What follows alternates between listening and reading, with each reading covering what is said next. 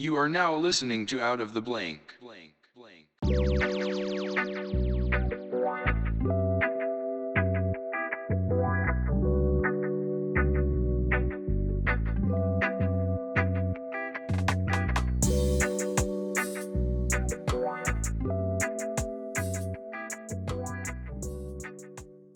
Welcome to another episode of Out of the Blank podcast. I'm here with Justen Harmon.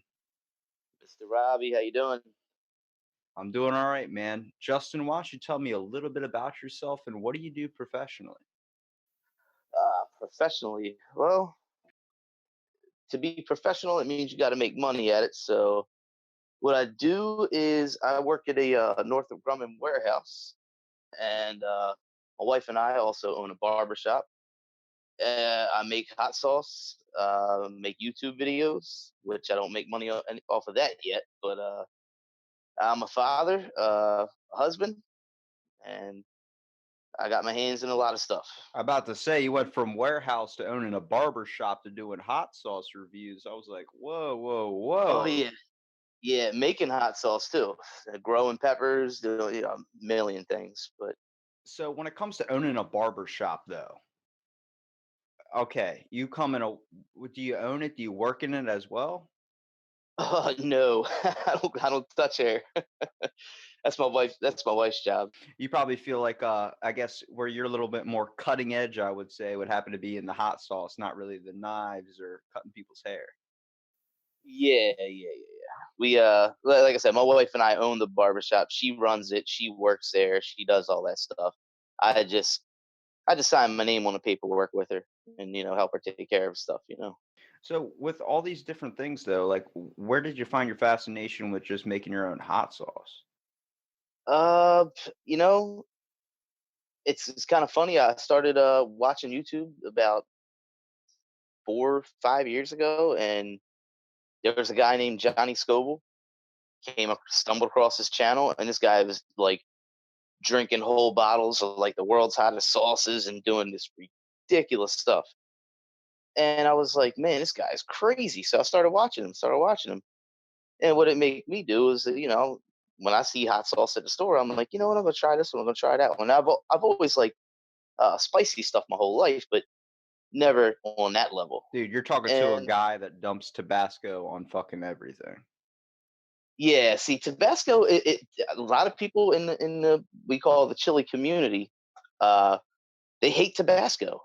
I'm like one of the only ones that's I'm like, hey, I kind of like Tabasco. What's wrong with that?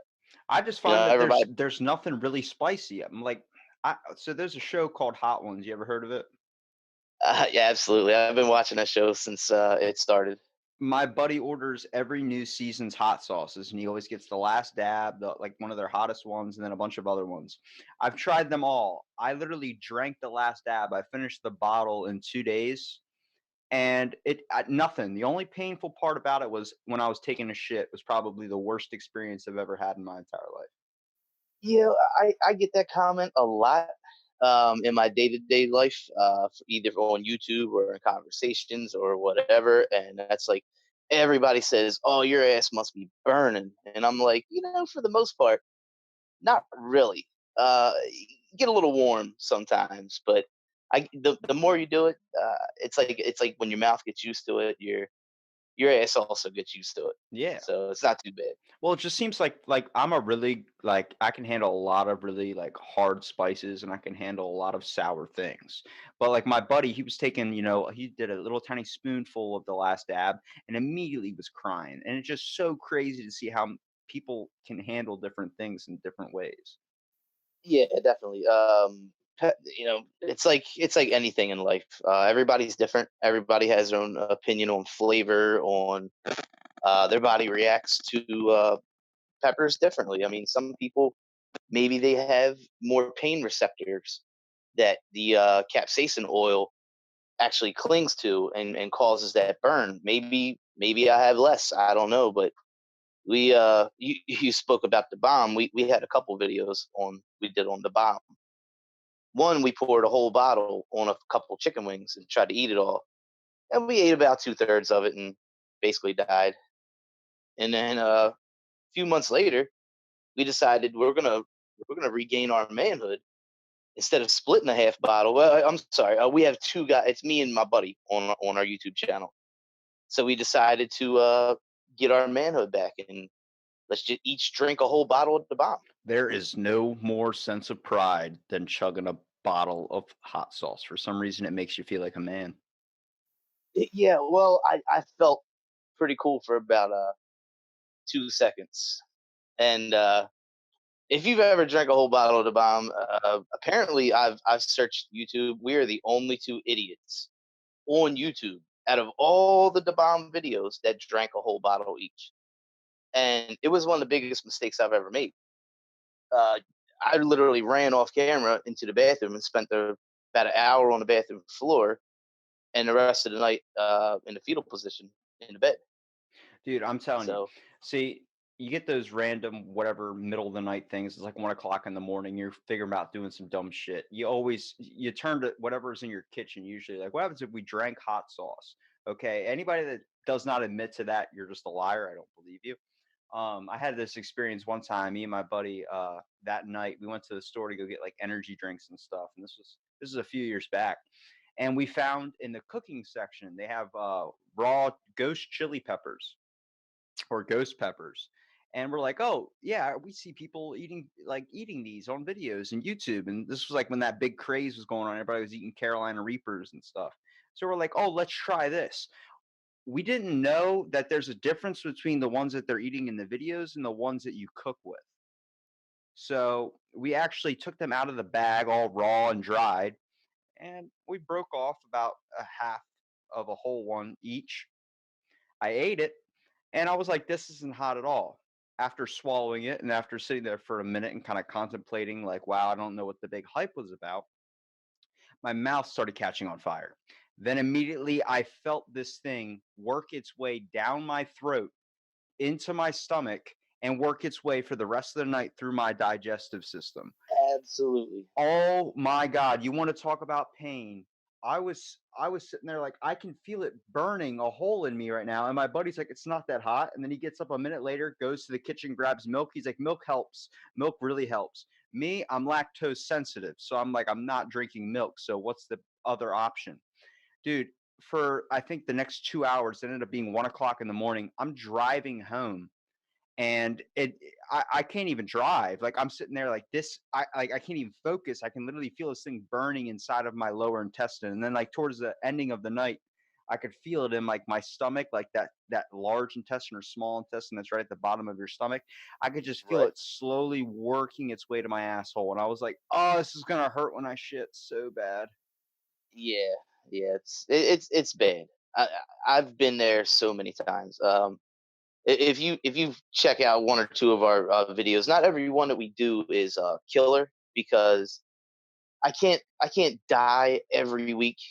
So it takes a toll on you, and you get over it by the next day. But your taste buds are a little off for a day or two. But I mean, it's like we die every couple weeks, and we go ridiculous. A lot of these people, you know, uh, taste it in videos and explain the flavor, and that's great. And people need to know what it tastes like, so reviews are great. And I'm friends with a ton of people on YouTube and Facebook and all that do that. But we just wanted to do something a little different. So our kind of deal is whatever hot sauce pretty much we open, we dump the whole thing out and we just eat it all.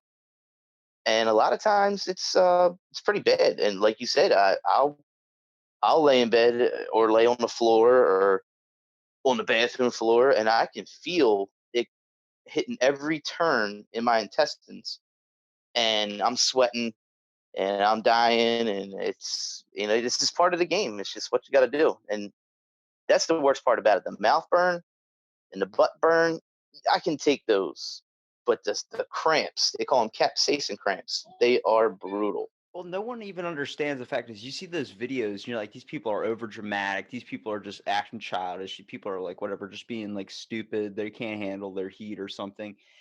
You don't understand what it's like to be in so much pain where somebody could ask you for literally your car keys, any amount of money, and you'll just give it to them just to get them away from you. Yeah, yeah, it's insane. People ask what it's like, and I guess it's kind of in a sense, like having having a baby, contractions, and it's not directly in your crotch, obviously, but it's your stomach. But I picture that pain being one of the worst pains you can possibly have. Now, when it comes to just the types of hot sauces that you have, what's one really, really bad experience? Now, you talked about the bomb, though, but is there any one that like tops the scale where like you just have it permanently burned into your head? Because I can tell you, every time I walk down the grocery department and I see those peppers in a bag, I immediately think that's hell on earth. Well, I grow peppers, and I grow the hottest peppers in the world down to mild peppers because you need a variety when you make hot sauce. So I like eating fresh peppers. We have some videos where we eat like handfuls at a time of right off the vine Carolina Reapers, scorpion peppers, dragon's breath peppers that are supposed to rival the Carolina Reaper in heat level. And they hurt. They hurt like hell, but it's only a few minutes and that pain goes away. But I think sometimes the sauces get me a little worse because they're some of the hotter ones in the world. They're made with extract, and it goes above the hottest level of a pepper. So the hottest pepper in the world, let's just say technically right now, is like the Carolina Reaper, 2.2 million Scoville. The extracts can get up to like 13 million, depending on, or they have crystals, they have the liquid form, but it can get into the high millions, and it's like 10 times hotter than a pepper. So when you mix that in a hot sauce like the bomb or Dave's Insanity sauce, that one hurt pretty bad too. That one got me. Um, yeah, I think those two are about the worst. I mean, I've had capsaicin cramps plenty of times, but I think the bomb and Dave's Insanity really did a number on my intestines for a couple hours. Now, would you say that like we're just creating hot sauce in general? Do you say that like just trying to find the spiciest version or the one that's most tangy? What's really weird is when you find a hot sauce that's not ever really hot, it's just supposed to be a tangy flavor. How do you try and grow or first of all incorporate your own? Um, well, I mean, if you're asking about me making sauces, Yeah, like or make yours so uniquely different from everybody else's? Like what's your process of doing it? Do you go and experience other hot sauces and try and figure out like maybe I can add this with a little bit of zest? Like sometimes you come across a hot sauce that's like tangy cheese mixed with like jalapeno pepper and you're like, "What the like how did you get that into a hot sauce?" well, I eat everything spicy. Spicy chips, spicy soup, spicy. Even my Old Bay, I have. My sister bought me the hotter Old Bay. It's like a newer version. It's a hotter Old Bay. I mean, that's don't get me wrong. That's not hot. But my point is, I eat everything spicy all the time. I've eaten. I can't count how many different bottles of hot sauce in my lifetime now. Especially in the last couple of years, we've been kind of going crazy with it. And to be honest with you, I always look at the ingredients to see what kind of stuff they have in there. I come up with the recipes basically right off the top of my head. I go to the store or I get my pen and paper and I sit down and I think, okay, people have been asking they want a mango habanero sauce. Let me make this.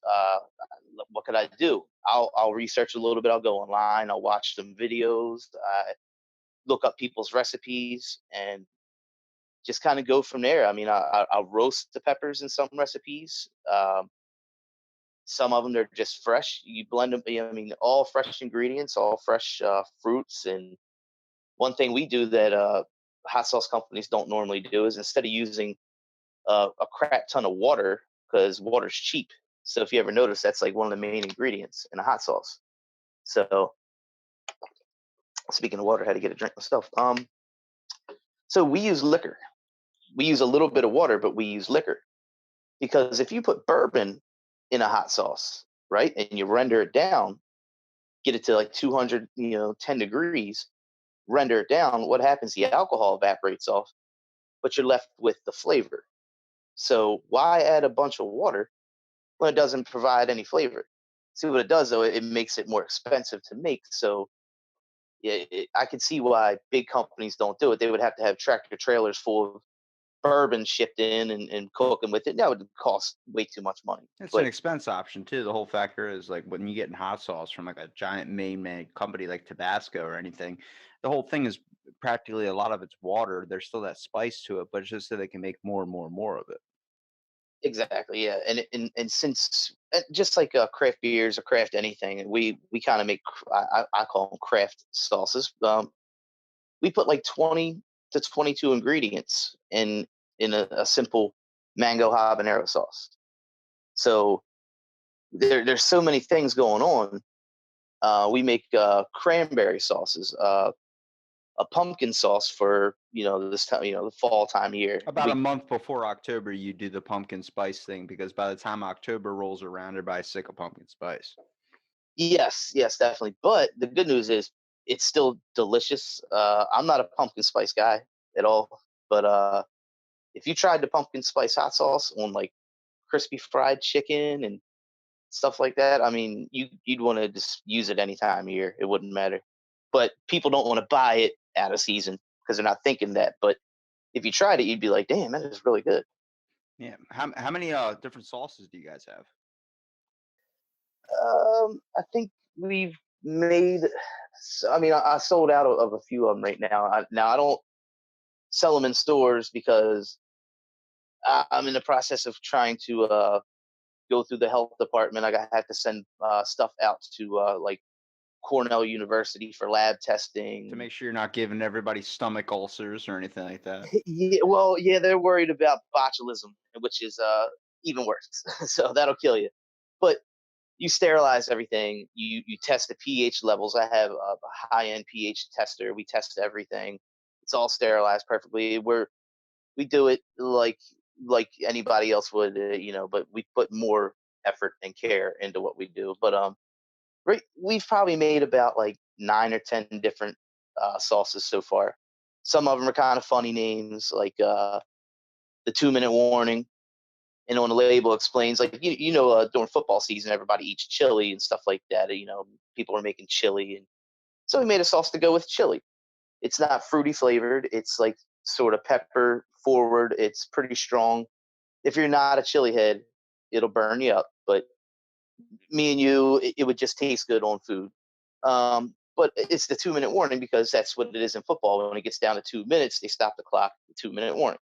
Well, on our label it says if when you eat too much hot sauce and you get the bubble guts, that's your 2 minute warning. You better find a bathroom or it's game over. Basically, something little funny on there. So, I just come up with this stuff and just I'm not a marketing guy. Well, I mean, that's a better way to market it then. I mean, you got to look at how many hot sauces do you get where it literally tells you, like, warning, we're not liable for any severe injuries or anything like that. And it's like, oh shit, well, I don't even know if I want to buy it now if you're going to tell me I'm going to get freaking bleeding out of my asshole from a hot sauce. Like, you know what I mean? It's when you create something Right. that's funny, it makes it like, oh, it's entertaining. Obviously, don't go overboard with it. But the name Yeah, creation idea, I think, is the main thing that really sells a hot sauce. It doesn't even matter how spicy it is, because I've had some really bad hot sauces that have literally been like the Black Death or Ebola virus number 3, and I'm like, oh, that's a badass name. And then I go and try it, and I'm like, wow, this is nothing. This tastes like I'm eating an ice cube. It's not even hot. yeah. I don't get where these companies just put a name on it, but put a product out there that is just bad, and then people go to the stores and they'll buy it, and because they're not chili heads, a lot of them, and they'll try it, and they're like, "Oh man, you got to try that. That was really hot." And they only want a little dab out of the bottle, and they never really use it. Our our thing is we want people to enjoy the sauce. We want you to keep putting it in your fridge, or that's another topic. Some people don't like to refrigerate their hot sauce, but I like to refrigerate it. We want you to keep coming back and trying new versions and new sauces. And yes, like I said, some of the names were funny names. Instead of calling it pumpkin spice, we called it blumpkin spice. Now, somebody told me call it blumpkin spice, and I'm like, what's that? So I googled it. It's kind of dirty. So I was like, you know what? It's Harmon Heat. We talk shit. We drink in our YouTube videos. Some people don't really get our humor, you know, it's fine. But we're kind of dirty. We sit around and drink, and you know how guys are. You're drinking with your buddies, and it gets pretty Yeah, vulgar. it's being humorous too. I don't think, especially like what you see a lot of videos and a lot of people, like everything's got to be family oriented. And I'm just like, why don't you just be yourself? Find what fits for you. Obviously, you're gonna have your fit audience for it too. There's only gonna be a certain amount of people that are gonna be watching someone, drink hot sauce, especially people that have a high tolerance for it too. Really, the only videos that get popularity are the ones that are like, oh, I'm in severe pain and they have to go to the hospital or something, someone that can't handle it. But I think the overall amount of, comedic or vibe that you kind of put in also into your videos as well creates your audience. You know what I mean? Um, Absolutely, absolutely, yeah. when you're creating hot sauces, what do you try and go by with name wise? Do you try and go it off the basis of what the sauce is as well? Like we're talking about pumpkin spice, you said blumpkin spice. It's a bit of a throw on words, but when it comes to like if you're creating idea, do you think of it once the hot sauce is created, or do you have an idea in mind and that might help structure a hot sauce? Um, I kind of it's different from sauce to sauce. I think like the chili the red sauce that's straight like pepper forward for chili for mixing in your chili and stuff. I was like, you know what? I want to name it something like football season.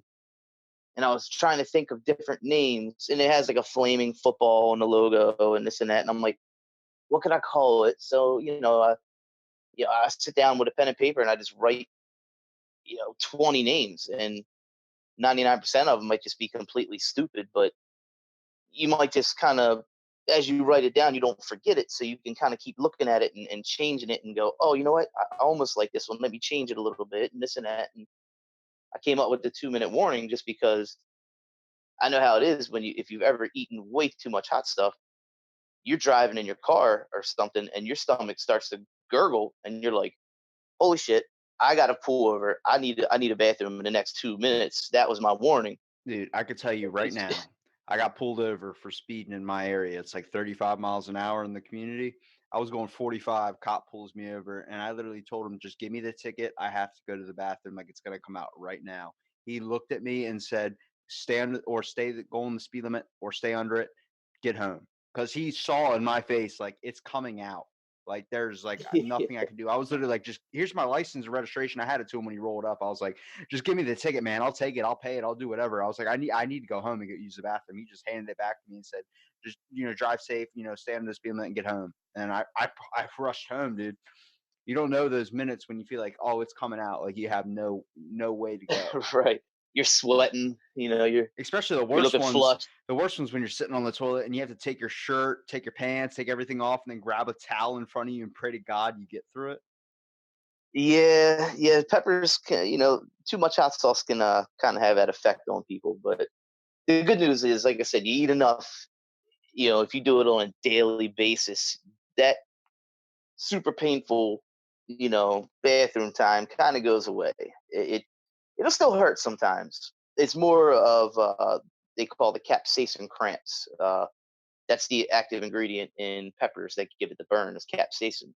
So the capsaicin cramps are really what jack your stomach up. It's and burn everything. So they call it the capsaicin cramps, and those are the killer. You can get past the mouth burn, that's fine. But is it going to get you later in the guts? That's the bad part. What would you say this kind of expanded your mind just to the idea of doing food challenges? I found that once I ate that ghost pepper, I was going around my local area looking for like hottest wings. If you can eat it under 30 minutes, the whole meal's free and you get like a t-shirt and stuff. It made me want to start doing like how Man versus Food did those food challenges. Yeah, you know what? You have a podcast, dude. Maybe set up a couple cameras and get some people on there that are willing to try it out. Because I'm telling you, right now is I call it's the pepper craze. I mean, everything is becoming spicy.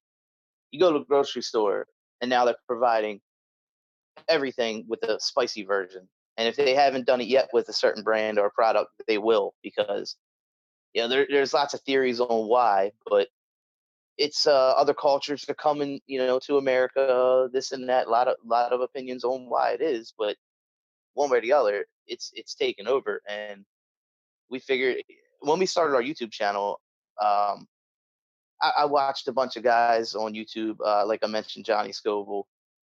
And I was like, man, I love hot sauce. I love spicy stuff. This guy's getting free stuff, bottles of hot sauce sent to him from companies and this and that. And he's like, go meeting the owners of the companies and all this cool stuff. I'm like, man, that's like a dream come true. And I wasn't sure what I wanted to do, but I wanted to make YouTube videos, which is kind of weird because I'm like terrified of cameras. I'm very camera shy, but you'd never guess, from the videos, I guess. But I don't like cameras, but I was like, I'm just gonna do it. I'm just gonna make some videos, and it was either hot stuff or me working on like small engines because I like to. Not that I know what I'm doing, but I take apart like 1950s little gas engines and try to rebuild them and fix them and stuff like that whenever I have a chance. Work on generators and all. Sometimes I screw them up. You learn. Do YouTube videos on literally something that makes you so vulnerable to where you can easily be made fun of and be afraid of the camera. You do That's a good question. videos of hot. You know how many videos I've come across where people are like, they do eat a ghost pepper, like, I've handled the most wildest chilies in all of the world, and let me tell you, this is nothing to me. They eat it, next thing you know, they're going like hiccuping and stuff because it starts creating that indigestion thing. I don't know. Yeah, You get such a vulnerable state. If you watch Hot Ones, you watch Shaquille O'Neal cry, you watch Gordon yeah, Ramsay yes, chug a bottle of Pepto Bismol. Like, you watch yes, he did. people that seem like the most badass of all literally get leveled to a point where they're just like answering everything honestly. They're like, I just want to get out of here. I want to go home. I want to lie in bed. Exactly. That's what I love about that show. That's what from day one I was like, oh my god, like what an idea! Like you bring these celebrities in who have a game plan, who they're gonna bring this up and bring that up and promote themselves and do this and do that. Not knocking them in any way, but they're gonna try to push their what they're into or whatever it may be. And the minute they hit like the second or third hot wing, it's out the window. It's a whole new ball game, and they become real for a moment. And they're a lot of these people, they kind of open up and their real self comes out, and you can't really lie when I mean, some people maybe are that good at liars, but I don't know. But they really start to kind of tell the truth and be their self. And I was like, oh my god, what an idea! Don't interview people where you're sitting there drinking a glass of water, burn their face off, and have some fun and see what happens. I mean, and the proof's in the pudding. I mean, Hot Ones is one of the biggest shows on YouTube. I think it's that it's a weird thing when you hit a critical state that you're just honest about anything. Like, fuck a lie detector test. If they really want to get like anybody to be honest or go through a lie detector test, just give them hot sauce. Give them the most extreme thing they could possibly eat, and then start asking them questions because there's no way you can lie through one of those things. Right. I mean, you hold somebody down instead of waterboarding them, pour the bomb in their eyes and in their throat or something. There you go. They'll tell you whatever you want to hear. That sounds like some terroristic stuff, but I like where your head's Well, at. I like where your head's you at. know what I mean. I'm not into all that stuff, but you know what I mean. You So don't have to kill them. Just hit them with some hot sauce. So they'll tell you what if you you want to give hear. them a ghost pepper, that's practically killing them. Let me tell you. Yeah, yeah. So, But how do you try and, like, at least with just growing sauces in general, like, where do you try and get your ideas from too? Do you try and experience a little bit more, just try the wide variety of hot sauces, even the ones, because it all comes down to marketing, I feel like, when it comes to hot sauce. Like, if it looks good, the bottle looks nice, the thing's not bland or anything, it's going to pick people's attention. It's going to get them so interested in going after it. You know what I mean? Having like a character or having a type of title, a name for a sauce. Like, do you find that with just maybe you want the sauce to really show for itself? I want the bottle to look nice and to look catchy at the same time. Yeah, I think the most important thing is the look of the bottle. If you're walking down the aisle, you want it to catch your eye before you even read it. And then when you read the title, the name, and you're like, oh, that's kind of funny, or oh, that's kind of cool. And then you pick it up and you start reading the description on it. You're gonna those with the colors of it, the color of the sauce, the color of the label, the name of the sauce, and then a description. I think those three things, if they don't sell you, then if that don't sell the sauce for you, then nothing will. Dude, I could easily So think of like 100 different names for hot sauces. You can call one the yeah, and you can call one the whippersnapper. and just have a picture You of an old guy exactly. in a walker, and then just make it like ginger snap flavored with like a spice to it. See, that's funny. We had Little Wimpy. It's just Lil, Lil Wimpy. My 6-year-old son, he was like, you need to make one that's not real hot, Dad. Call it Lil Wimpy. And he kept just bringing it up like every day. You need to make Little Wimpy, Little Wimpy. And I'm like, all right, dude, I'll make some Little Wimpy for you. So I had a picture of an old man with a cane. It was like a stick figure. Old man with a cane and glasses, like leaned over, like his back hurt. And it was a simple label, Little Wimpy, and it was our Wimpy sauce for people who like hot sauce but don't like to die. And we made a green, like a verde sauce that was a wimpy green sauce, and a lot of people loved it.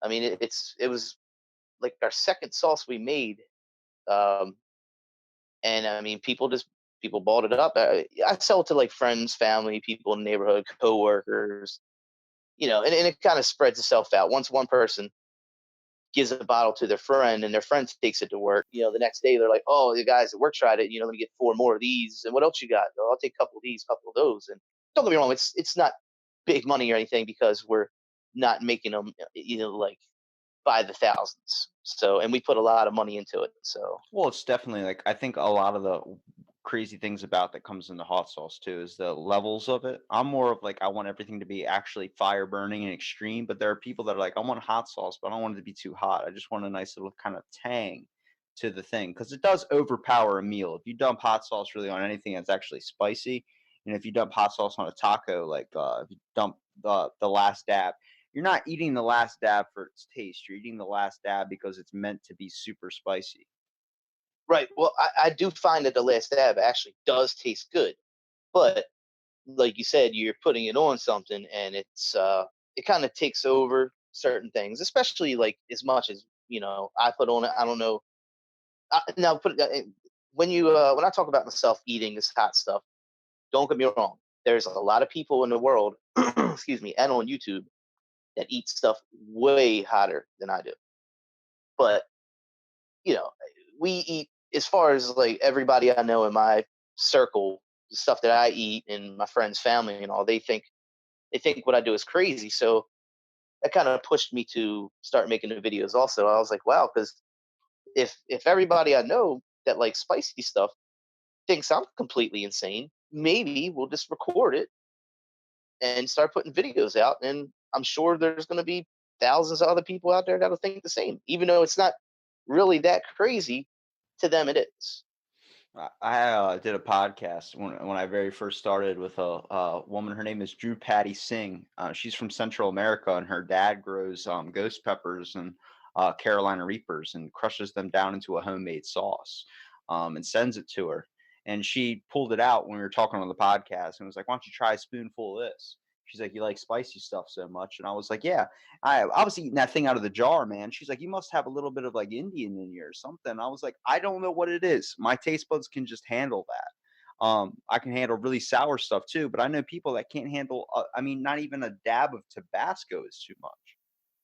Yeah, and it's strange that some people find, you know, the simplest things spicy, and you're like, dude, it's like literally like one drop of hot sauce in like that whole meal, and you're telling me like you're sweating over there, it's too hot for you. I'm like, but like I said, a lot of people, their body's just different. Maybe they react in a way that doesn't allow them to enjoy it. There's definitely a sense of cockiness to it too. If you can handle spices over somebody else, you're like, "Psh, all right, let me open up the pickle jar." Yeah, yeah, I get that, and that's kind of, you were talking about being vulnerable and kind of like embarrassing yourself and this and that. That's kind of the thing on our channel. I've been humbled in life. I'm 36 years old, and when I was 18 years old, sure, you're young and spunky, and you think you're cool and this and that. Don't get me wrong, I wasn't like a douchebag, but you think you're cool and you're trying to be this and that. I've been humbled, and when the show's on, I don't care. I'll tell people right on there. I'm like, look, don't listen to me though, because I'm a complete idiot. And don't get me wrong, I know some stuff. I'm not brain dead, but compared to a lot of people, I'm an idiot. So that's my role, and I really don't care. If I look stupid, it is what it is. If I sound stupid, if I say some words wrong, if I whatever, doesn't matter. Hey, you're talking to We a call guy who just got all of his intelligence off of talking to others and also reading the dictionary over and over again when he was a kid because his dad forced him to because he was getting F's all the time. I use a lot of large words, does not mean I'm intelligent. well, hey, it makes you sound intelligent. Exactly. That's why I like the word boondoggle because when you toss boondoggle out, people are like, "What did you just say?" I was like, "Exactly. Look it up." Yeah, I have no clue what the hell that is. Boondoggle's like if you're at work and you're supposed to be working but you're not. It's like messing around. Huh. All right. Well, you know what? Learn I'm such an something idiot. new every I'm gonna day. forget that. I'm gonna forget that word in about 5 minutes. Look, I'm telling you, just buy word of the day toilet paper. When you're going through your stomach ulcers and stuff on the toilet because you ate too much hot sauce, you pull out, a thing of whatever, sliced toilet paper, roll of toilet paper, bam, you're learning information every single time. Yeah, I do use the bathroom a few times a day, so that's one plus of eating all the spicy stuff. People don't realize that actually has a lot of health benefits. They say Not speeding if up you they say speeding up your metabolism, but it's at such a small amount it really has no results to it. Well, it speeds it up for like a half hour. It increases your heart rate. It pushes the food the food goes through your body faster through your intestines and this and that. But there is a lot of health benefits. The vitamins, vitamin C, and just a lot of different things that it's really pretty good for you. Not to kill yourself all the time, but if you add a little spice to stuff or little fresh peppers, and I mean, obviously, I think fresh peppers would be the way to go if you're looking for any type of health benefits. A lot of sauces are too salty, too much of artificial crap in all the sauces nowadays, so they may not be quite healthy for you. How typically are you going out and getting fresh ingredients to put in your salsa? Do you not just buy anything like a preserved or in a jar? Do you try and find all the peppers and stuff through like maybe the vegetable aisle in the market or something? Well, I grow all the peppers, What? You grow all your so peppers? yeah. I grow all the peppers too. Where do you get the I seeds li- for them? Do you just order them online? um, I order some online. I buy some live plants from the store. I order some live plants from the internet. And yes, you can actually order any pepper plant in the world, and it'll come right to your house in a cardboard box, like 10 inches tall, already live. You transplant it in some dirt for a week or two, take it out for like an hour a day, the first couple of days, couple of hours the next couple of days, and uh, get it used to the sunlight, and then you put it in your garden. Start. What have you learned from growing your own plants? I feel like people always talk about like, oh, it's dry roasted creates a more hotter effect or drier taste to it, which is what you'd want in a hot sauce. But I feel like there's different ways and different methods depending on the plants. What I've learned from growing my own peppers is you should always grow about twice as many. Okay, baby, I know, I'll get it. Hang on. So I got my kids here, but yeah, I have 6-year-old twins, and I'm in the bedroom. They keep coming in every 5 seconds. But Was the I've 6-year-old learned. twins from the hot sauce? I feel like were you like experimenting around that time, kind of mess with you a little bit? Um, no, that was actually right around like the Ravens Super Bowl victory. Oh, okay. I forgot you're from Baltimore, which leads me to my main question I would like to ask. Do you put ketchup on your eggs? You know what? I listened to your show, yes, and no, I don't eat eggs anymore. The only eggs I eat, well, I can't say don't eat it. I eat boiled eggs, and I love scrambled eggs with cheese and dippy eggs. Sunny side up. We always joke and call them dippy eggs, but I wouldn't put it on those. On boiled eggs, yes, I do put ketchup on boiled eggs. Savagery. And see, I always get made fun of because if I ever say Tuesday, people are like, "What are you talking about?" I'm like, "What? Baltimore Right? Tuesday?" Yeah. And nobody knows what a crab feast is. That's a shame. Yeah, right. They're missing out, and a lot of people don't know what Old Bay is, which is kind of sad. Yeah, well, luckily Old Bay did go like nationwide. I talked to people in other states, and they're like, "Oh yeah, I got Old Bay down here at my store," like, even in Texas and stuff like that. So it's making its way around, luckily. But what was the other thing you were talking about on your show? Putting ketchup on eggs and putting ketchup on something else. What was that? People I meant to bring that up too. put ketchup on their eggs and ranch on their pizza. Ah, ranch on the pizza. I was like, man, like I don't put ranch on pizza by itself, but what I do is I pour hot sauce all over my pizza, and then sometimes I'll put a little blob of ranch on the plate, and I might dip a little bit in there because hot sauce and ranch go pretty well together. See, now, all right, I can agree to that. I like hot sauce on the pizza a little bit too. I usually like it plain. I just think, all right, so this is a weird thing because you've listened to a few of my podcast episodes. So I do Yes. want to bring up, do you have any questions for me on about anything? Um, I was thinking about it, and I don't know about a lot of questions. I mean, you kind of answered a couple already. One was simple. I know you and your family were from Baltimore. Or your family's from Baltimore, but I was going to ask where you were in Ocean City because I knew you were somewhere around here. Born and raised and Um, hit by a jet ski here. hit by a jet ski. Yeah, I felt falling off jet skis and got hurt, but never got hit by one. But I wouldn't recommend it. no, they're pretty hard. But I mean, you were talking about seafood and this and that. You live in Ocean City. You like sushi? Oh, dude, all day, man. I'm the one, like, if we're gonna go get sushi anywhere, I usually like I made a commitment to my gas station to eat their sushi at 7-Eleven over Yes, and yes. yeah, I heard. until they took it down. But But that was a bad approach. I meant to tell you that because they're like, well, this idiot keeps buying the shit. Let's just keep selling him the sushi till he's dead. We'll take all his money. that dude took that shit down not even a couple days later. He was like, I can't have you getting sick, man. I was like, good, good. I don't want anybody else experiencing what have I experienced. But oh, dude, If I was the owner, I'd have said, bring in a truckload of it. Let's sell them all the sushi. I would have spent a fortune too. Trust me, he would have captured me in a minute. I think like Oh, yeah. when it comes to seafood, everybody always recommends like let's go get sushi somewhere. My buddy owns a sushi bar, and he spends like I don't even know, like people are spending like $40, $60 on little tiny California rolls, and I'm like, I can go to Panda Express and get the same shit. And they're like, Yeah. it's not the same thing. It's not legit sushi. I'm like, dude, if I could spend $20, I'm the guy that goes up to the when the dude's making the California rolls, grabbing like 30 of them and putting them on my plate. He's like, no, no, no, finish those 10 and then you'll have more. I'm like, dude, just keep making more because I'm gonna keep coming back. I can kill 80 of these. Yeah. See, well, I don't do the cooked sushi, like the California rolls and stuff. They taste great, but I feel like if I'm going to eat sushi, I have to go raw.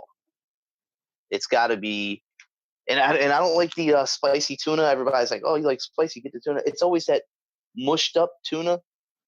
I don't want ground up tuna in a roll. I want it big chunks. Fresh cut sushi. Yeah. And I bought some one time, and I'm new to sushi. I don't know much about it. Been eating it for a couple years, but I don't get it often enough because it's just expensive, and I have kids and bills. I can't spend $50 on myself for dinner. But Well, I mean, half the time if you go to a sushi restaurant, you order something, it's like $20 for like tuna rolls, and you're like, okay, I'm probably going to get a good amount for $20, and they pop up a plate, it's like four of them. You're like, what? I paid $20 for four tuna rolls the size of like my pinky. yeah, sometimes they are kind of small. But I tell you, around here, I go to off of Mountain Road. If you're familiar with Glen Burnie, which I'm sure you know where that My is. dad's from there. Okay, well, there's a Sakura Japanese hibachi grill, Sakuras. Mm-hmm. And my buddy Simon, I call him my buddy because we always bullshit when I'm in there. He's actually Chinese. He works in a Japanese sushi joint, and well, it's not just sushi, but he's the sushi chef. And like I go in, and I heard what you were talking about, how you just sometimes let the people just make your food, to say, just get me something, surprise me. And I do that all the time, even with the sushi. I'm like, I don't really know anything about sushi. I'll tell him straight up, and now he knows me. But I'm like, just make me whatever you want. Make me something different. And he's like, all right, well, I got some stuff I can whip up. And I'm like, what is it? He's like, well, it's not even on the menu. I'll just make you something. And sure enough, every time it's freaking delicious. I don't know what he does. He puts like, you know, fresh jalapenos. He's like, oh, I'll make it extra spicy for you. And I'm like, oh, okay, cool. And I look in there, it's like a jalapeno. I'm like, come on, Simon. You See, said spicy, bro. people always But tell me, they go, why do you do that? Because that's the dumbest thing. You don't know if you're gonna like it or not. I'm like, they work with it constantly and they know what's good. Why would you not have them make it for you? Because they know what's good to use and they know what tastes right. Yeah, you don't think they see the stuff in the back and it bubbling away in a pot for 3 days and look at it and go, "Oh my god, that looks like something out of the freaking sewers," It's a and it's a people are creature ordering from the it. Black Lagoon. Right. Like, why, why wouldn't you ask them? I go to like an Italian restaurant, decent, higher end restaurant once in a blue moon or something, and I'll tell them. They're like, "Oh, can we start you off with a drink?" And if I'm out at a nice restaurant, I don't normally get a beer. I like beer, but if I'm at a regular, Outback Steakhouse, I get a beer. But if I go out to a nice restaurant, I'm like, Just get me a cocktail, get me a mixed drink, something." And they're like, "Well, what do you want?" I'm like, "It's nothing slushy, but you pick. What do you like? Bring me something." And then when they bring that out, they're like, "You want to order your food?" I'm like, "Yeah. What do you like? What's good here?" And they're like, well, we got this and got that." And I'm like, "What? If you sat down to eat here, I mean, what's good? What would you eat? Just surprise me." That's when And they go. I I really would. don't care. That's when they go. I don't know. I wouldn't eat here. I'd be eating down the street, man. Probably, So but when it when they it always bring something good. when it comes to the community feedback and type of things that you get from people, like, do they ever give you recommendations on things to try or things, new sauces or flavors to get? Like, where do you get your main concept of ideas? Do you have them just hit you, or do you have it more like you're experiencing different things and you're going to different places and trying different sauces? It kind of creates your mind like maybe if I paired this with something else and tried to figure out how to make that into a sauce. Yeah, yeah, it definitely happens. All I do is watch spicy videos all day long. I'm bombarded on a daily basis with like people on Facebook tagging me in new spicy stuff and this and that. But I like it, and I always, I'm not complaining. I don't mean it in a bad way. That's what I need. What's going on? What's new? So yeah, it's constantly people are tagging me and stuff or telling me about something, and everywhere I go, everybody, it's the conversation's always about peppers and this and that. And I'm in like 4 or 5 like private groups on like Facebook, and it's all about peppers, all about hot sauce, all about all that spicy stuff. And yeah, and there's guys out there that know the chemical makeup of this stuff, and they know everything there is to know about the hundreds of thousands of varieties of peppers and all. Like I said, I'm an idiot, so I don't claim to be a guru. But after eating enough hot sauce, I can just look at it. I can just give me a piece of paper and I can put down a list of ingredients and almost guarantee it's going to taste great when it's done. I think not a lot of it has to do with just the knowledge behind peppers either. I think it also has to be doing with the amount of you're able to experience and know what's hot. Like if it's super hot to you and you can handle a lot of spicy things, that's going to make it a really good sauce if someone wants to try something that's on the bit of the extreme side. And you also said levels too. Incorporating that into even owning a hot sauce company or even owning your own business when it comes to just producing sauce in general or salsa, the whole concept is you want to make it fit for everyone as well. You don't want to exclude anybody. Maybe there are some people out there that don't like the super spicy taste. They like the common sense. They want to be able to eat it and enjoy it. Yeah, there's a lot of people that don't like the super hot. We keep our sauces where I would say if a normal person who doesn't eat anything spicy at all, if you took a spoonful of our mango habanero, you'd want to die. You'd be like, "Oh my god, this is crazy!" To be choking or something. To me or you, it's just like a mild sauce. So not only you could call a sauce mild, you can call a sauce hot, but that's all relevant as to who's eating the sauce. So we make ours what I consider medium.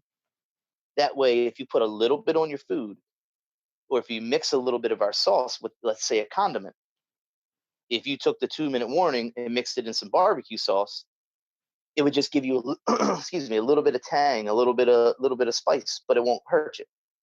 But if you pour it on some food, it'll warm you up pretty good. So I try to stay like a heat level that most people could enjoy it. Yeah, it's And tolerable. yeah, because if you make a super hot sauce, which we could easily do, the problem is nobody at my job is going to buy it. Nobody in my family is going to want it. Nobody anywhere in my neighborhood is going to say, "Hey, let me get some of that. I heard it'll burn the balls off of Satan."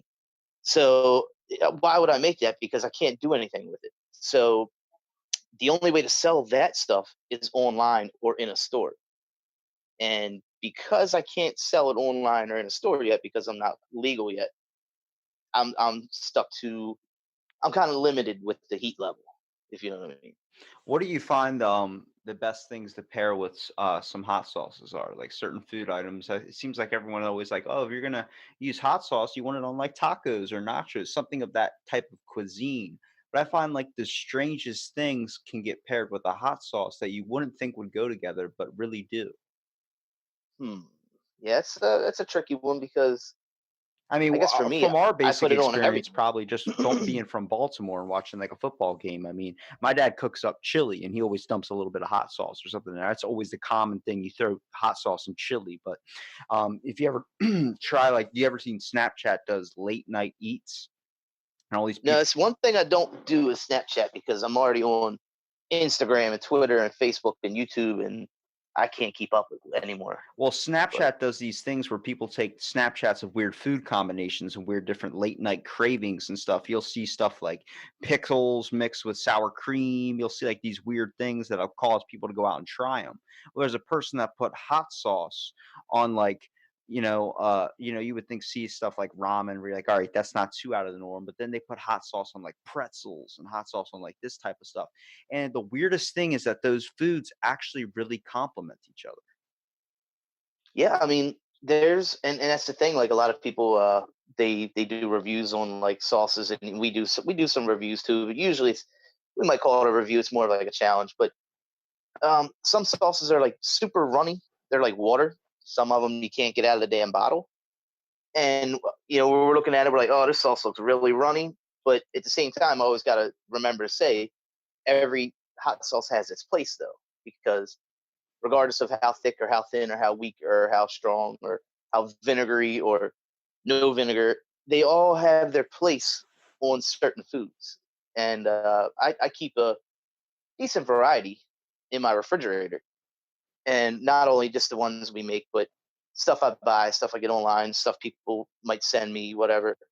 And I have a hard time like just telling you, something strange that you wouldn't think that I've put it on because I put it on everything.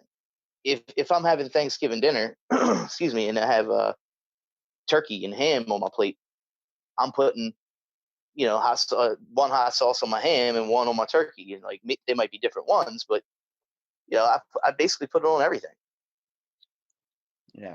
I mean, I'm the same way, man. I mean, I eat salads all the time, so it's constantly hot sauce or some type of thing to make it not taste like a salad. You probably already heard me say oregano on Domino's pizza crust. Just saying. You put oregano on a salad, it's going to taste like Domino's pizza crust. Yeah, I mean, I love pizza.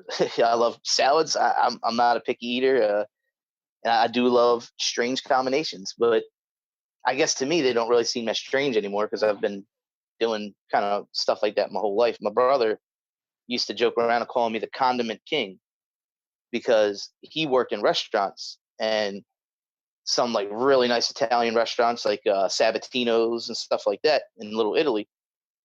And he would serve up like all this great food and everything, and he knew how to make it, and he was like really into cooking fancy stuff. And I go out with him to eat, and I'm dumping condiments all over everything, and he's like, "Oh, you can't even taste your food. That's sick." And he always joke and call me the condiment king. And to me, over the years, you just keep doing it. You find that there's a sauce for anything, whether it's hot sauce or not. You can basically find a sauce that'll go on anything you got. All right. Well, if we were going to create a sauce, how would we do this? Uh, it depends. Are you looking for a sauce for you or for the masses? Honestly, I'm gonna be a little bit selfish. Let's do a sauce for me. I want something that's super spicy, but I want it actually spicy, not something that's like I want something that's gonna be like it'd have to have a badass name to it. You know what I mean? It's going to be that spicy. I don't want to name something the Black Death or something and then have it taste like, ice cream or have it taste like pumpkin spice. I want something that's going to be so spicy to the point where like you have to sign a waiver to eat it. Well, I mean, that's if you want to go that simple, then that's pretty easy because if you wanted no fruitiness or nothing, then you're taking out like a third of the ingredients. So I would say I would start with everybody. If you want to burn, excuse me, you start with ghost peppers, Carolina Reapers, Would you keep the Dragon's breath seeds? peppers. Would you keep the seeds intact in there too? I heard a lot of people say that I the always, seeds always boost the flavor. you know what? The seeds don't really do anything, and as far as the heat, the seeds don't produce any heat at all. Everybody always says, "Oh, when you see the seeds in it, or the seeds are the hot part." It's not technically true. What it is inside the pepper when you cut a pepper open, and at the top where the stem is on the inside, that that area right there where the seeds are stuck to is shit. I'm drawing a blank right now. You got me. You got me all messed up. Put me on the spot. I forget what they call it now. I'm such an idiot. Somebody's gonna be listening and be like, "You moron." That's okay if you But don't know the anyway, exact name for it. yeah, it's the area, the placenta. That's what it's called. That there you go. It's they call it the placenta, and that's the area where the seeds and everything are stuck into. Well, that's the part of the pepper that creates the capsaicin oil. So that's the hottest part of the pepper, not the tip at the bottom.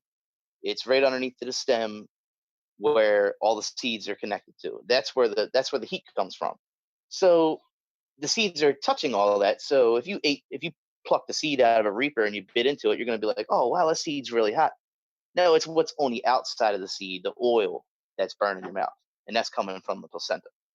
But as far as your question goes, yeah, I leave the seeds in. I like all the seeds in there. So but we puree them up pretty well, so you're not going to see the seeds. You might see little tiny little white specks and stuff, but you're not going to see like big chunks of seeds in most of our sauces. But What have you found that kind of helps with that burning sensation though? Like a lot of people always want to know, like, how do I get rid of this feeling? How do I get, how do I make it not hot anymore? People always say drink milk, but I never see that ever working.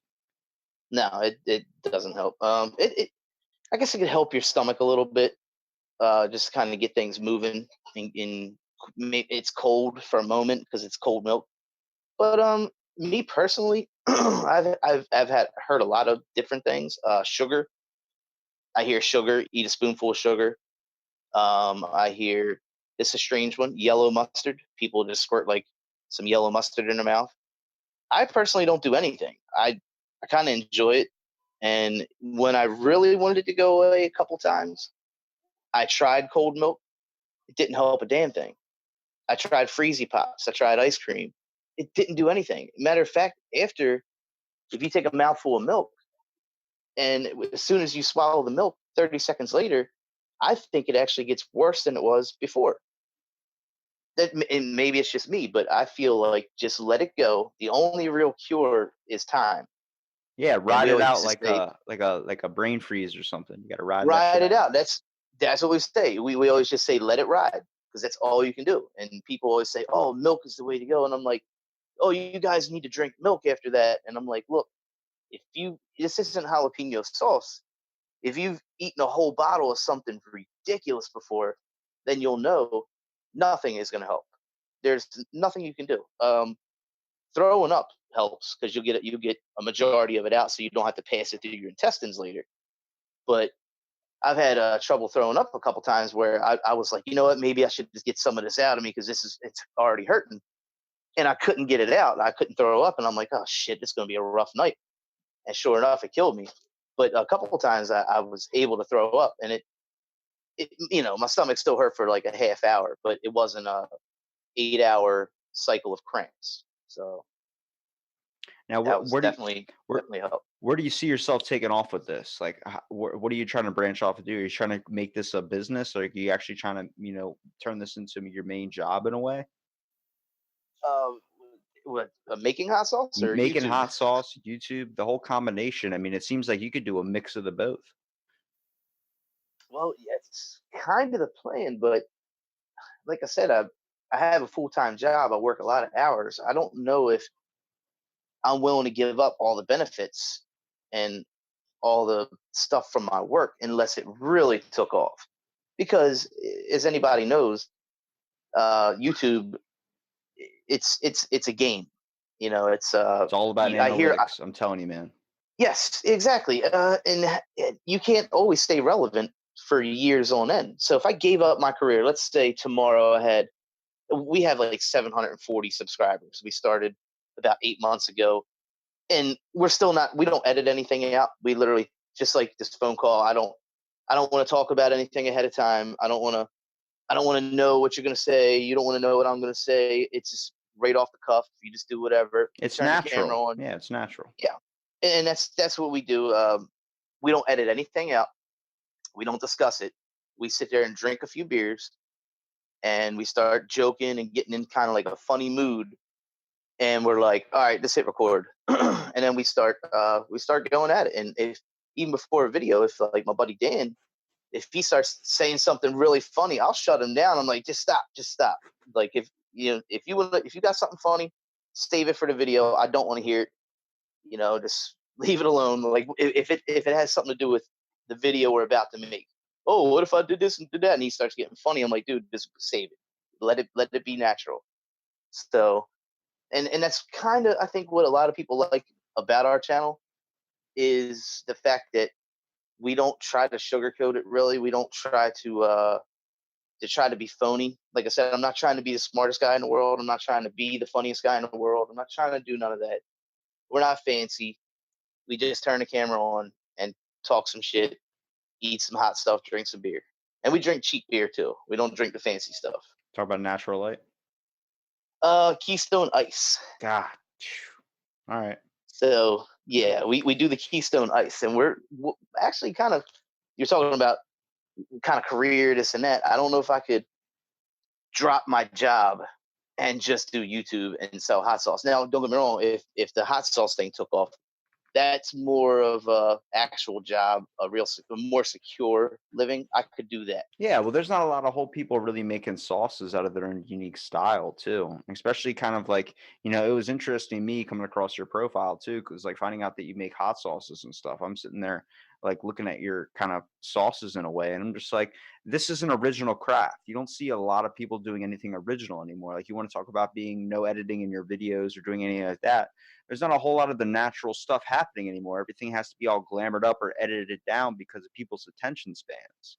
But if you edit a YouTube video where you're reviewing hot sauces or trying spicy food challenges, you miss the whole aspect of why people enjoy it in the first place. Because they want to see you if you shit your pants. They want to see you if you are in a severe amount of pain. They want to see that reaction. They don't want anything cut it out or finalized to make it quicker. We're living in a world now where too much shit is fast paced. It's like, why don't we take a minute to slow down a little bit and enjoy everything about the video, not just highlights of it? Exactly. Even like on my social media, it's nothing fancy, but I don't show when we get a new car or we go on vacation, nothing fancy like that. But when we get something or do something, I'm not taking a picture of something fancy and putting it up there like, oh, we live the perfect life. We're just regular people. I'm just a regular dude.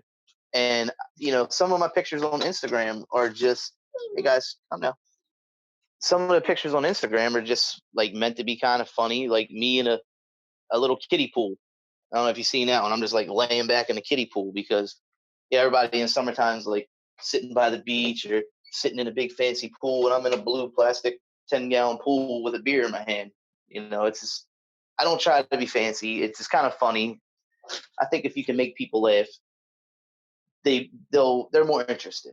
We don't just do a review or a quick video without trying to without trying to just let it out there, be funny. Because at the end of the day, YouTube's not paying me anyway, and nobody else is paying me. So what the hell do I care? I can say what I want at this point. I'm not offending anybody. If you don't like it, we tell people fast forward. If you don't like it, fast forward. Find another channel. I don't care. Yeah, you don't have to listen to it. We have weird thing about people, they start complaining and trying to get a video disliked or taken off YouTube. It's like you don't have to watch it. Does it bother you that much that it's up there? Like, is it really going to make you lose sleep over it? It shouldn't. No, and I get if there's something like really horrible on YouTube, but as far as just some of the crazy stuff out there, it's a little crazy, and I don't enjoy it. But guess what? You don't have to watch it. Exactly. Now, did we want to do the branch off kind of from the YouTube to making your own hot sauce selection? I mean, you do a lot of videos kind of. I've been watching recently, getting interested in them too. But with the trailer kind of Park Boy idea was pretty funny, but a lot of your videos are challenges, they seem like. Did you ever want to develop your own kind of stuff in a way? Well, I mean, yeah, that would be nice. I mean, but the thing is, it's so hard to crack into the food industry with zero money that I don't know if I'll ever really be able to do what I want to do.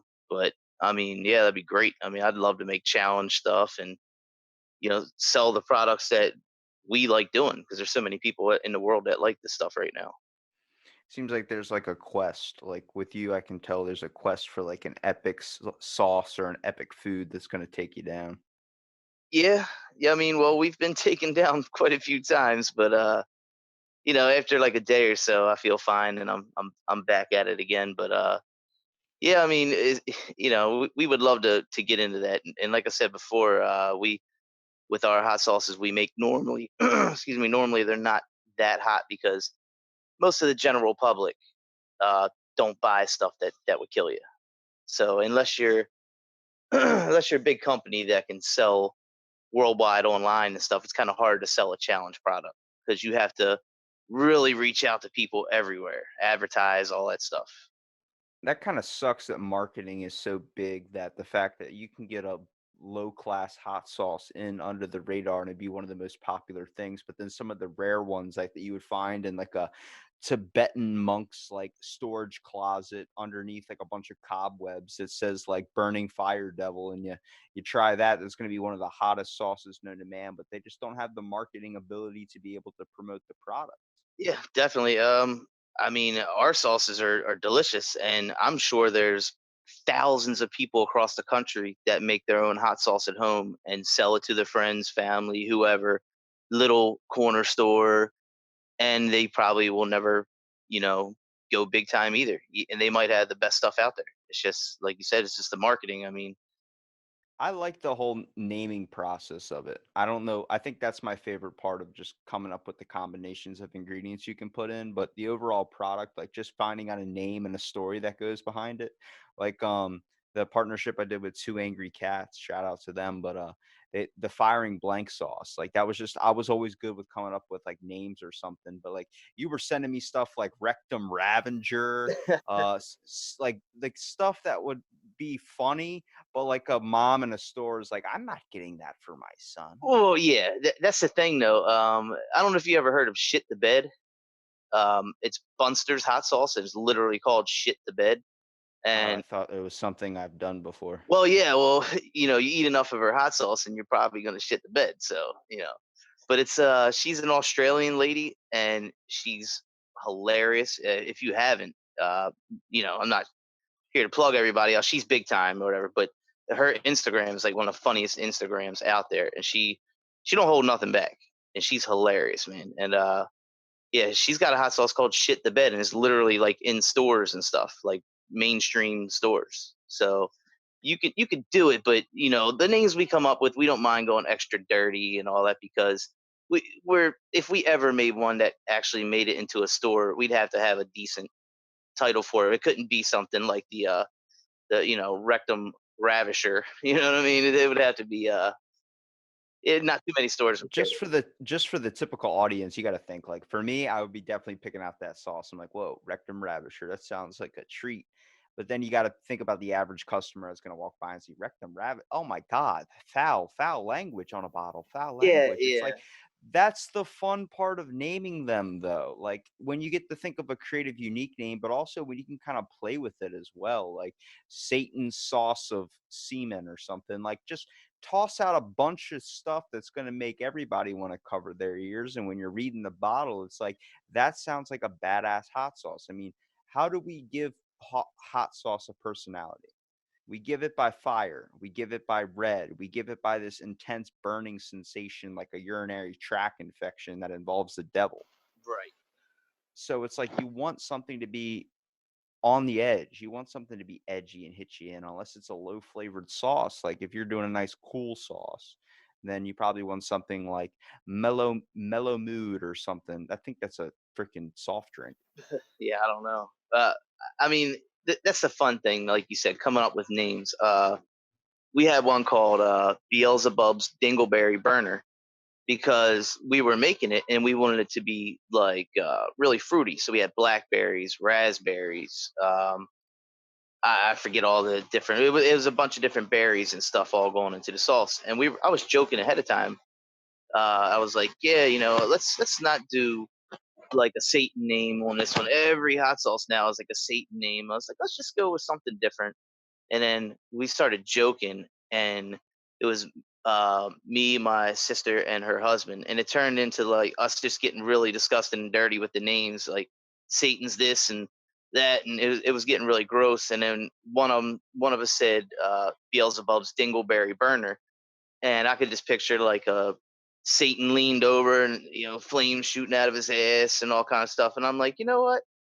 Screw it. We're going with the Satan name. I wasn't gonna do it, but we're going with it. It always involves Satan. Like, why doesn't anybody make a God sauce? I mean, I get the Exactly. demonology type thing, but let's do you know how they have angels in the outfield, that wonderful movie? Oh Well, yeah. let's do something like angels ass water. I don't know, Oh do something yeah. that Yeah. Well. really gives it that sidekick, but then people are going to be freaking out. Well, you know what? Let's call it the Holy Spirit. And next thing you know, it's like holy water mixed with hot sauce. It tells you if you have your demons inside of you. Dude, that's a good idea. Get some real holy water and mix it in the hot sauce. Now, see, I wouldn't mind that. If I was gonna put out a sauce name with had to do with God or anything, I'd try to keep it not too blasphemous, if you know what I mean. Just because of my own, of me personally. You know what I mean? I'm not gonna get into religion and all that stuff, but I just, I have a dirty. All right, look, God's gun. That's what you would call the hot sauce, God's gun. Because it could be a double entendre. You could mean his muscles or you could mean God's dick. Yeah, well, yeah, I'm not going that far, but yeah, I don't want to get struck down by the man, if you know what I mean. But yeah, We all know he's Morgan Freeman. It's okay. yeah. Well, Morgan Freeman still kicked my ass. That's true. Well, he would just calm you down with that sweet voice and then Yeah, slowly murder you. that's true. That's true. But yeah, But I mean, it's awesome, man, making the sauce and sending it to people. I'm friends with people on YouTube and Facebook in all these like chili groups and hot sauce groups and all this stuff. And to send them a bottle and they try it and they're loving it, and you're like, man, it's like I wish I could take it to a producer, or so, not a producer, but somebody in production and say, "What do you think about these? Would you be willing?" But then, what are they going to do? They're going to offer you a couple, either a couple $1,000s for your recipe and for everything, and you're done, or they're going to give you pennies off a bottle or something. So it's like, you don't want to sell your recipe and your product unless you're kind of doing it yourself.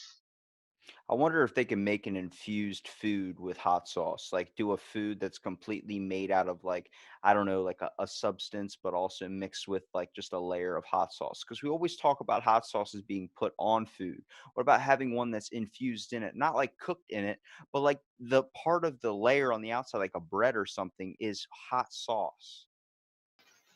Yeah, I mean, I wouldn't be surprised if there already is something like that. We may not know about it yet, but every Like you time, heard of banana nut bread, let's try like a hot sauce bread where it's like the Outback shit where you just want the bread. You don't even care about the food. right? Yeah, well, everybody loves Outback bread, right? But yeah, I mean, every time I think of an idea, I Google it, and somebody's already done it. But That's what's kind of makes it hard to be a creative person when everything's like basically already been discovered, but still new shit keeps coming out all the time. yeah, and you hate to copy anything, but it's some level you have to sort of, do it, like our mango habanero sauce. There's a million mango habanero sauces. Ours is slightly different with ingredients or this or that, but it's basically, mango habanero hot sauce. But everybody loves it, so you just got to do it. I put ours on everything, but and I'm not an expert I've made hot sauce for a few years, and you grow all the my peppers, all that kind of stuff. But I mean, there's people out there that like take college classes on the science behind everything and do all this stuff. There's a lot. Yeah, to You know, perfect the perfect pepper. You're just a connoisseur that you just enjoy hot sauces so much that yeah, you yeah, decided to dive into the industry. I think that's what makes it more fun. Like you always want to hear about someone that does it from like a competitive angle, trying to make theirs the biggest, baddest, hotter than ever. But it's like, why don't you just do it because you enjoy it? I think that's the one fun part about starting something. Everything's got to lead into a competition of whose sauces is hotter, whose chili's better. It's like, let's just see what people think because everyone has different taste buds. I know so many people that are like, I don't want it super hot. Is it going to hurt me? I'm like, no, it's going to be fine. They're like, but your level of fine is different from my level of fine. I'm like, I don't know what to say. We all have our tastes, and that's what makes us unique. yeah. There's so many good sauces out there. Even if I had a whole line of sauces and this and that, I would still go to the store and buy other people's and still review them on YouTube or whatever. Because I mean, there's so many good ones, and and like I was saying, it's just so hard to get into the industry to actually go 100% legit and all that stuff. So if I never get to make it there, I'll still make my own stuff. I'll still send it to people around the world, for them to try and this and that. And if it's just a hobby, so be it.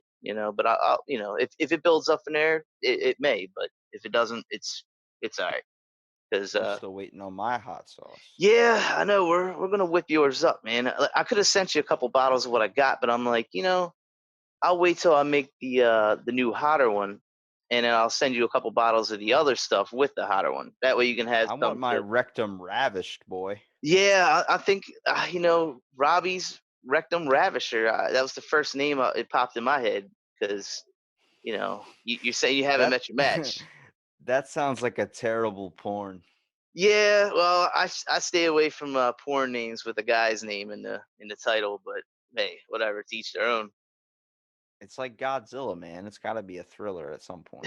Yeah, well, this also, we're gonna whip up for the next hottest one that we're gonna make and send you and everything is it doesn't have extract in it, so it's gonna be no hotter than like eating a whole fresh Carolina Reaper or something like that in a bite.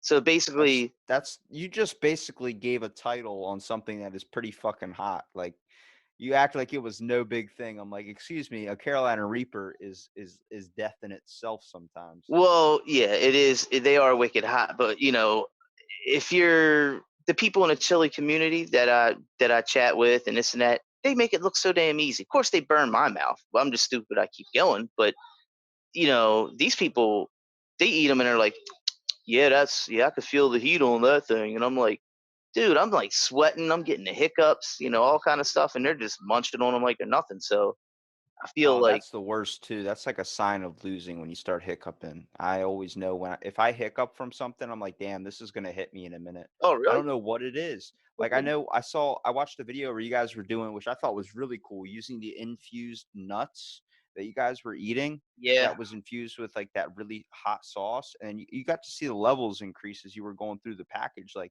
that's fun shit. yeah, Let's create a that's Russian roulette with hot sauce. that's the Death Nut 2.0, and that's a powder they coat the outside of the nuts with, and the owner of that company, Blazing Foods, he actually emailed me a couple days ago and sent me a box of goodies, man. Some fucking super hot peanuts, hotter than like a whole tube of the hottest ones that were in there.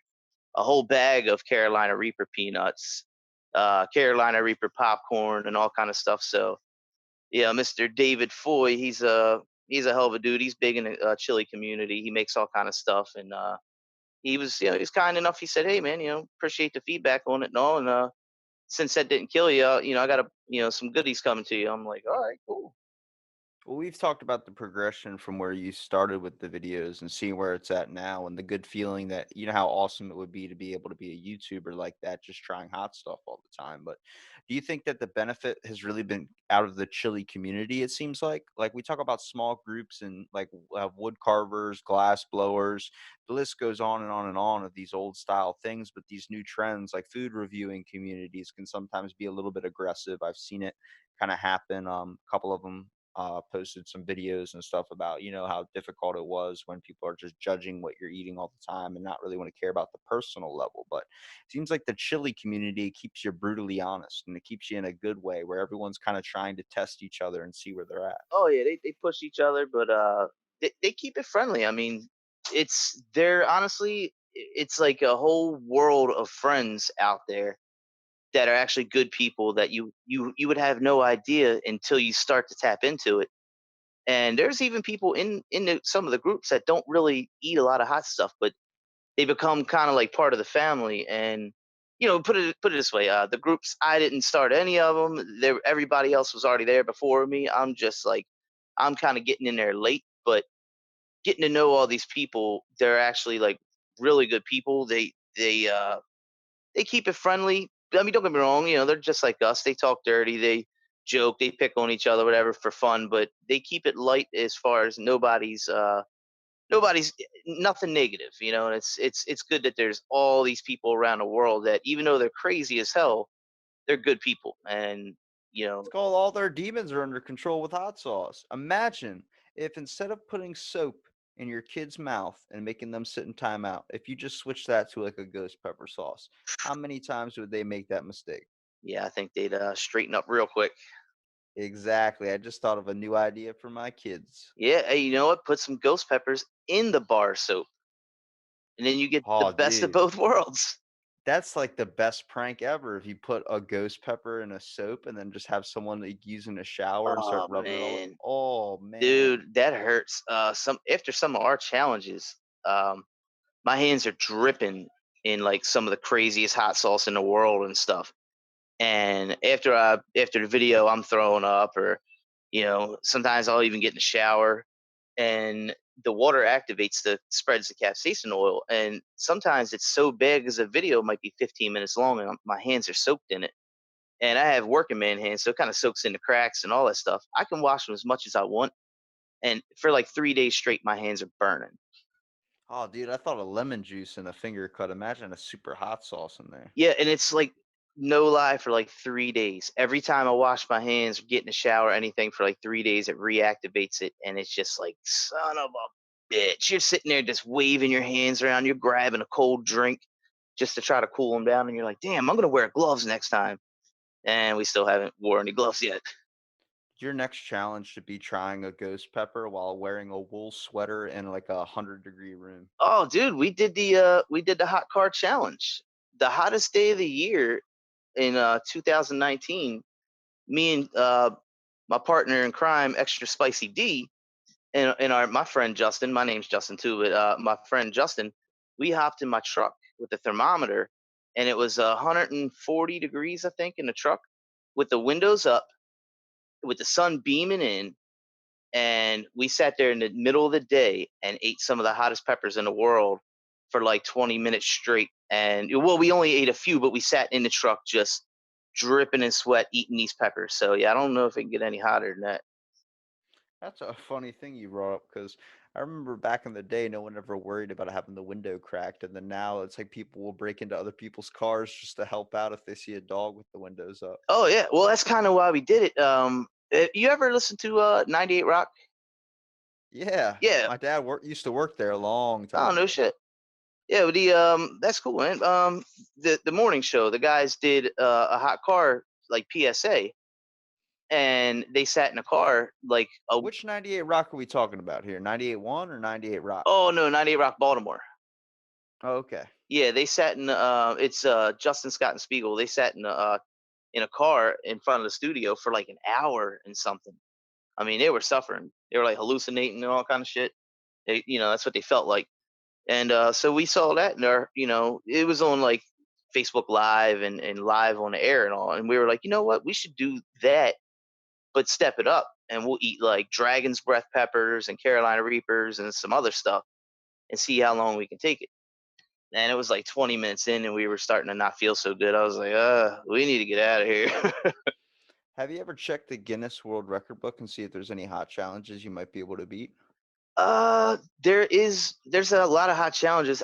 Honestly don't know if I can beat any of them. And these people that do it, they train leading up to it, and they're really fast eaters. Or see, I did contact Guinness and actually applied for a new challenge, but they denied it, which they deny 90% of the applications that come in. But my dream, there's two dreams I really have with this whole thing we're doing, and one is like, to have a YouTube play button on a wall one day. You ever see that? Once you get like 100,000, you get the silver play button. And the other would be to have a Guinness World Record on the wall. At this point, I don't give a crap what it is. I just want to Guinness I World got it. Record. I got it for you. I already got it. What's that? What I need you to do is eat a ghost pepper. Then, while you're wearing a wool sweater, because it has to involve a wool sweater, you got to be stylish. Yeah. When you eat the ghost pepper, someone maces you in the face. Ooh. Yeah. So you're burning from all over. Yeah. See, I don't know if Guinness will allow it. You gotta, and it costs you like $15 every damn application. There's a guy ripping 50 phone books as a Guinness World Record. Then this is a challenge that we could do. I'm down. I'm down with it. I'll take the mace. Honestly, we thought about doing stuff like that. Branching out from just eating challenges and doing some other crazy stuff. And the thing is, you go online, you can look up the Guinness World Records and ones you can beat.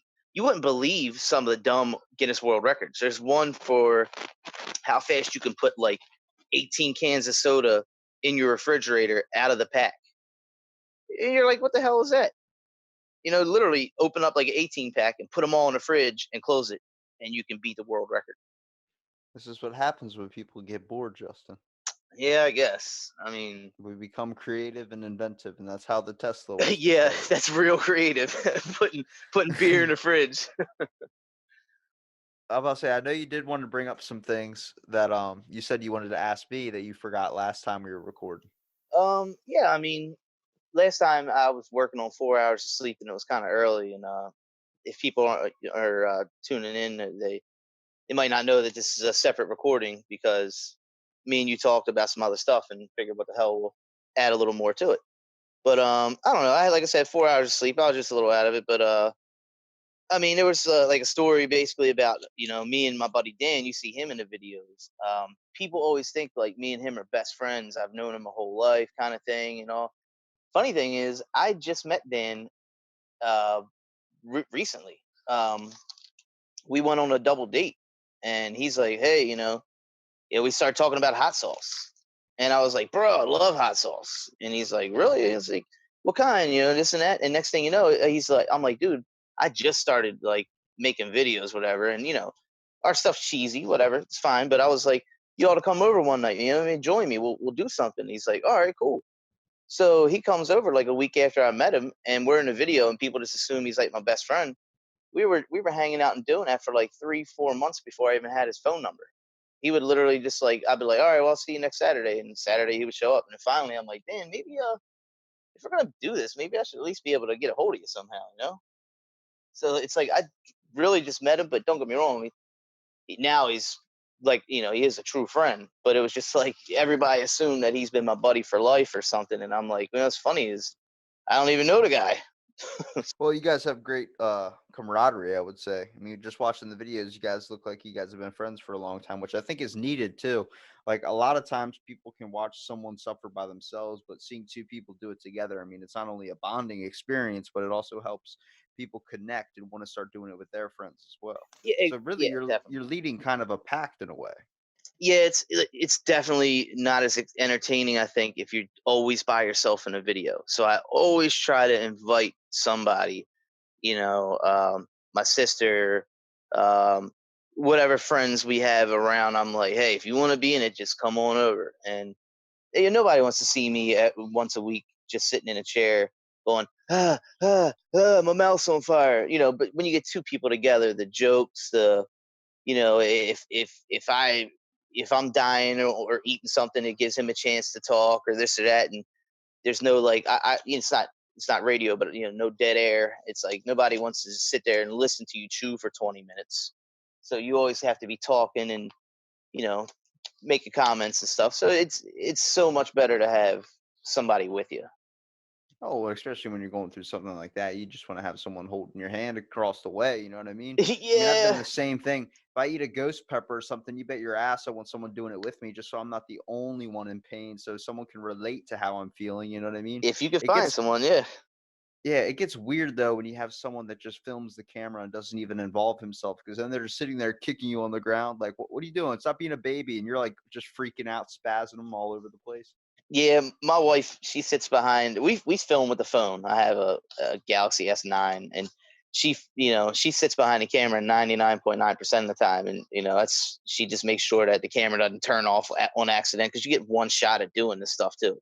So like, you buy a bottle and it comes in the mail. You got one shot at a video. Can you imagine if the phone shut off and didn't record like a 15-minute crazy ass challenge or something you do? That would suck. So Well, people make the mistake all the time too when they try something. Before they start the video, they taste a little bit first. That's wrong. Just go head first right into it. Only exactly, yeah. because once you get the taste, you're gonna know that fear. You're gonna be even hurting yourself even more, being afraid of it. Yep. That's a comment that's popped up a couple times. I might have brought that up on earlier, but it's one guy's like, "Oh, I heard they're prepping before the videos. These guys are doing this and doing that, eating hot stuff to whatever to prep and warm themselves up." And I was like, "Dude, I'm about to eat a whole bottle of like the hottest hot sauce around, or some of the hottest stuff in the world. Do you think I really want to like a mouthful of ghost peppers before a video, before a challenge? Hell no. Or even try it twice. Are you kidding me? No, I don't want any. I don't eat anything hot before a video normally. Maybe on accident, if I'm like eating something ahead of time, I'm like, ooh, bratwurst, and I'll put a little hot sauce on it. I'm like, shit, I shouldn't have done that. Because I can't believe you just brought up bratwurst. That and ketchup on the eggs are two things I do not like. yeah, well, I don't know. I do the boiled eggs once in a blue moon, and you got to have something on there. I'll put some ketchup on them. Well, plus too, when you watch the videos, I think one of the purest things about it that anybody can tell that it's real and like going right into it without really warming up is the fact like you guys get up and start moving around. You can see the agitation start to build. That's what's really makes the videos too, not just seeing somebody kind of like crying or bawling their eyes out, but the fact is when you see somebody start to get heated up, like you can tell they're not comfortable anymore. Like they start moving around. Like I can feel it. I can feel it. Yeah, we. That's kind of it'd be nice to edit stuff one day and have like these cool videos, like some of the big channels and stuff. But at the same time, we get so many people that just comment that they're like, "Oh, I just love how it's real. It's like you guys don't edit anything out. You don't fake it. You're just kind of diving in, and like I said, we're not the toughest chili heads in the world or any of that stuff by any means, but we enjoy it, and we don't we don't want to chop the videos up and all that stuff, because then people also will think like, oh, I could clearly see it's cutting and it's edited, and they might be faking it, and we don't want people to even think that, you know. Some people are always going to accuse you, regardless, but I just don't want people to think that we're editing out and we're adding ketchup to the bottle instead of hot sauce or something crazy. Wait, that's what you got, bro. You got the eye of the tiger. Yeah, well, we try, man. It's a painful Saturday night almost every night. I wish we could do more videos, but I couldn't challenge myself every day of the week like that. I eat hot sauce every day on everything, but I don't kill myself. Yeah, I mean, I think you definitely need to reset the palate too. Just the whole factor is if you're doing ghost pepper challenges every single day, you're going to end up ruining your taste buds. I think we saw with Gordon Ramsay where he did a shot of Pepto Bismol. Yeah, yeah, it was a good episode. You gotta love Ramsey. I mean, he's a dick, but he's a cool He's dude. he's critical like a hot sauce. Cuts through the bullshit. Yeah, he's a little harsh at times, but I mean that's what makes him famous. Everybody likes the yelling and the cussing, and that's why they tune in, right? Yep, and that's why it will makes a freaking hot sauce reaction video better when someone's punching the table and screaming some words. That's what gets me kicking. Yeah, I mean that's kind of what we do sometimes. We kind of just let it out. Whatever we say, we say. I don't, like you said. You see us getting up, walking around. I'm like, we don't prepare. I'm like, oh shit, I don't even have a spoon for this or that. And I'm like, hold on a second, and I'll get up and get it. And, we don't really prepare anything. We don't. Half the time, we don't even know what we're doing until Dan gets over here. he shows up and he's like, "What are we doing tonight?" I'm like, "Well, I got this in the mail today and that. What do you want to do?" "Well, let's try this one." I'm like, "All right, let's go." We just let it right off the cuff, off the blank. Off the blank. All right, I got that. I got the name drop. That was a good one on that one. Yeah, try.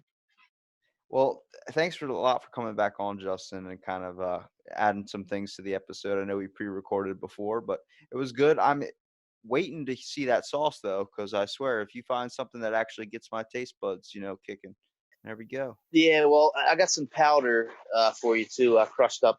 I have a mortar and pestle. I could use like a machine to do it, but I like doing it by hand. I dehydrate the peppers and then I'll grind them up into powder. I grind some up in the flakes. You know how you put like crushed red pepper on your pizza and stuff. Well, Oh yeah. I have crushed Imagine, pepper. imagine putting a powder into somebody's cereal. Yeah. Well, the powder that I'm going to send you, you would only need a sprinkle on something, and don't use your fingers when you handle it. You can. It won't kill you, but if you accidentally rub your eyes, even like the next day, it'll burn your eyes. I made that mistake with poison ivy. I'm never doing it again, so don't worry about it. Yeah, so I'm gonna send you some powder along with the stuff and some flakes. You can use like crushed red pepper, but they're like the hottest peppers in the world, but they're crushed up, homegrown. They're good stuff. I put them on everything, and they you don't need much. Every once in a while I accidentally overdo it, and I feel it in my stomach. I'm like, oh, geez, I should have not put quite that much on there. You feel like the movie Alien, where you're giving birth to one of those things? Yeah, I give birth at least a few times a week, I'd say. To stomach ulcers or to babies? No stomach ulcers. And apparently, I do a lot of looking online about info. Apparently, peppers don't cause stomach ulcers at all. They will irritate a stomach ulcer. If you have stomach ulcers, they can irritate it and make it worse. But they don't. If you don't have one, they will not cause one. They irritate it. Well, that sounds a lot like of what I'm going through right now, for sure. I dump hot sauce on everything, and sometimes my stomach's like, "Hey, that's a little too much." Yeah, but your mouth is like, hey, I need a little more. My mouth's saying, "Man, the fuck up." Yeah, once you get the hang of it and get used to it, it's kind of hard to eat anything without some spice to it. Null to the world, my friend. Null to the world. Yep. Well, Justin, thanks so much for coming back onto the podcast. I'll make sure to link your links and all that in the description so people can check out your awesome channel and your experimental hot sauce challenges and also your creation of hot sauces. Thank you, sir. I appreciate it. It's been fun, and yeah, we'll keep in touch, man.